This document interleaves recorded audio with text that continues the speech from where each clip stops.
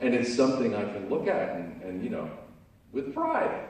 So I love doing it, but I don't love the process of doing it. The process is crazy. Is it humbling or comforting in some way when you hear your fans' reactions to know that you're involved in those situations? Because I know for myself and my group of friends, and anyone here, I'm sure, when they talk about the Batman games or anything Batman related that requires your voice, and when they hear you're doing the voice, I think I could probably speak for everyone. Everyone has said, straight, done. If Kevin Conroy is doing the voice, I'll take it. Thank you very much. Is there something in you that go, yeah, thanks very much for that? Yeah. The brainwashing worked. I get the minds when they're young, and I form them, and they'll be mine forever. And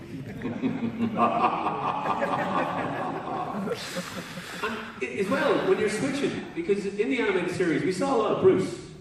So when you're switching Bruce's voice, because obviously you've got the baritone of Batman, but Bruce was always that slightly octave higher. Yeah, it's more my voice. Yeah, that's it. When people meet you, are they surprised that you're not like, hi? Yeah, especially when I say something like that. Yeah. Yeah. They're like, yeah, because it's a totally different sound. And originally, early on, like in '93, the Bruce Wayne and Batman voices were really dramatically different. Bruce Wayne, I played him like a real playboy. I used a David Niven image in my mind for kind of a real sophisticated, urbane, ironic, a lot of humor, because I thought it was a nice dynamic opposite Batman. You know, it made the distinction really dramatic. And the producers loved it. But then the footage started coming back from the artists. Because, you know, the first 6 months we were recording, we hadn't seen any footage. The recording goes first. We're the first step in the process, for those of you who don't know that. So we record like you were in a radio play. We're in a booth together. And so for the first 6 months, before any artwork had been done, we didn't know exactly what it was going to look like. We were doing it to sketches that they showed us the characters were going to be, but we didn't really know what the world was going to be like. So then when the artwork came back and we realized, oh my God, they're painting this on a black background. This is film noir. This is New York in like the 30s. This is dark, dark drama. Suddenly that light, ironic, sarcastic Bruce Wayne voice I was using was jarring. It just didn't fit. So they actually had me go back and re-record. Oh, they're leaving already. I'm losing my audience. No.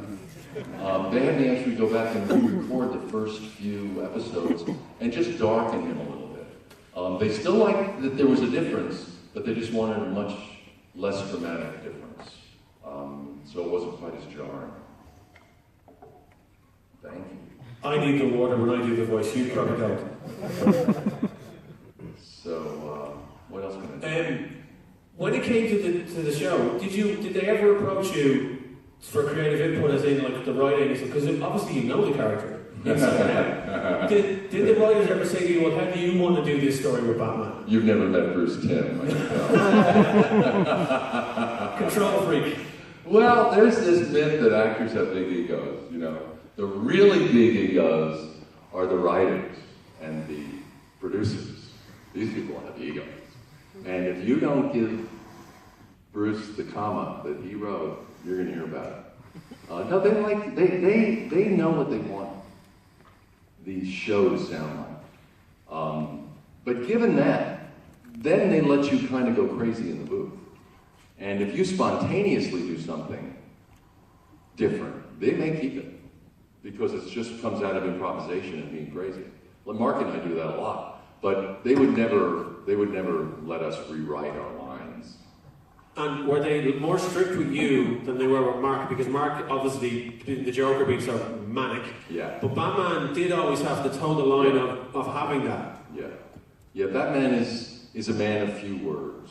So part of the challenge was always conveying the power and the strength and the story with just a few words. But because of that, I couldn't embellish. He's not a guy who embellishes. Joker, on the other hand, you know, he can just go crazy with embellishment. And so Mark would go nuts. And it was fun to watch. were you surprised when characters like Harley Quinn debuted in the animated series? Were you surprised to see how popular characters like that were? Do you know that Harley Quinn is now the 4th most popular animated character? She's ahead of Wonder Woman, and I mean, she's up there with Batman and Superman. Yeah. It's amazing. She's hugely popular. The new movie is out. Is it Monday? There's actually screenings tomorrow. In Dublin tomorrow. Yeah. Tomorrow. And like, it's not a surprise, obviously, because the character was done so well and acted so well. And there have been so many different actors that have portrayed her over the years. And I'm not going to ask you who your favourite was standing next to you, because that's not fair. But are you? I genuinely don't have a favorite. Like I really don't have a favorite of the live-action Batman. I think it's really interesting when different actors play a role. I think Mark Hamill is Joker. He's the definitive Joker. He's brilliant Joker. And then I saw Heath Ledger, and he was brilliant, wild, crazy man too. Not better, just different. You know, a different kind of crazy. And then Troy Baker comes along and does Joker, and he does a wonderful Joker too. They're all just different, and the same with the live-action Batman. I thought it was crazy that Warner Brothers didn't give the franchise to one person. They always build franchises around one actor, and then the audience identifies with that actor. Suddenly they were giving it from Michael Keaton to Val Kilmer to Christian Bale. I thought, what is going on? But then when I saw how differently each actor did it, I thought, this is really brilliant. They're all doing it slightly differently, and each with a different little take on it. And some are stronger than others, but they're all valid, you know. So Harley Quinn originally was written for an actress named Arlene Sorkin, who's a wonderful actress, and Paul Dini, who created the character, is in love with Arlene Sorkin. Or he was then, before. Now he's happily married, but then he was in love with her. It was 25 years ago. So he created the character for her, and she's the embodiment of Harley Quinn. She was great. But then Tara Strong came along and gave a great Harley Quinn.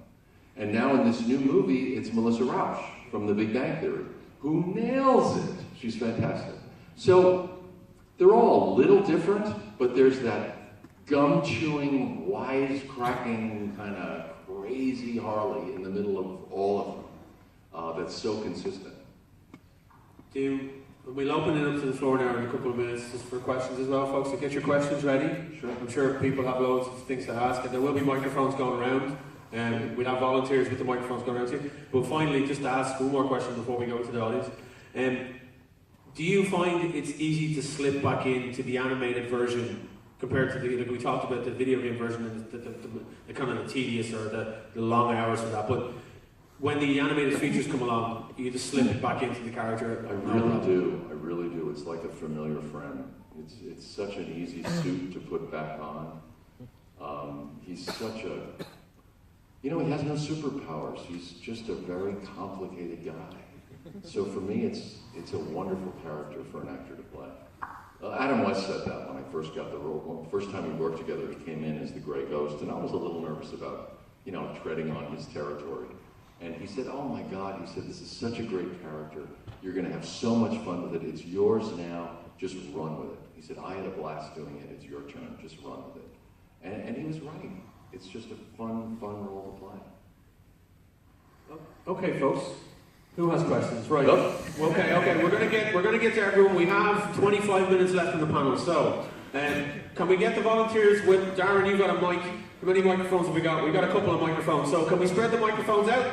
Darren, you down this side. Kieran, you down this side. You over this side. Okay. Who else has got a microphone? Then over that side. Okay, Darren. We're gonna go with Derek first. Kieran, then this gentleman in the front row. Stand up, Derek. Hi. How you doing? We have an upcoming story in the comics where by the artist Sean Gordon Murphy called White Knight, where the Joker is the hero and Batman's the villain. Would you love to do an animated version where Batman is the villain and Mark Hamill is the Joker?